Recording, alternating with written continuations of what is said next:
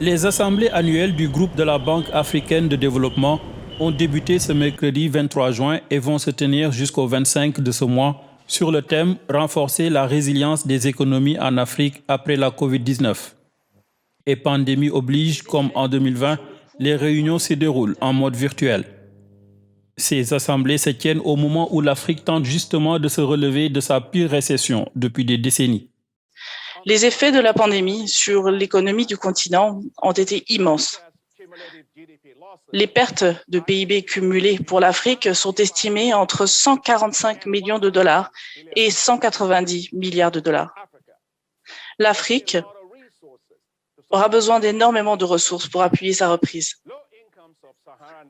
Les pays d'Afrique subsaharienne à faible revenu, seuls, auront besoin de 245 milliards de dollars d'ici 2030, alors que tous les pays d'Afrique subsaharienne auront besoin de 425 milliards de dollars d'ici 2030. Et le défi du développement vient de devenir encore plus difficile, alors que 30 millions de personnes sont tombées dans l'extrême pauvreté et que l'on estime que 39 millions de personnes supplémentaires pourraient les y rejoindre d'ici la fin de l'année 2021. Outre les questions économiques, ces assemblées annuelles de la BAD offrent une occasion unique d'échanger sur les défis et les solutions pour faire face à la pénurie de vaccins contre la COVID-19 et aux effets de la pandémie sur les moyens de subsistance. Le rôle primordial de la Banque africaine de développement dans la promotion de l'intégration régionale n'est plus à démontrer.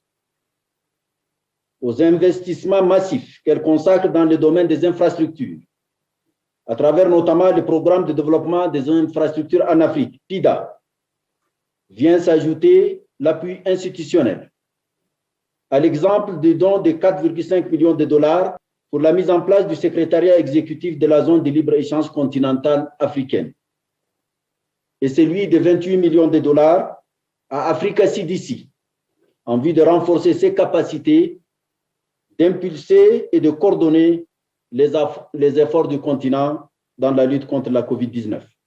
Nous avons le défi d'exploiter nos connaissances collectives et de mobiliser un capital suffisant, capital de développement et privé pour mettre en œuvre les stratégies transformatives qui nous permettront de mettre en œuvre les projets dans tout le continent, mettant l'accent sur les infrastructures, l'enseignement supérieur et la productivité agricole.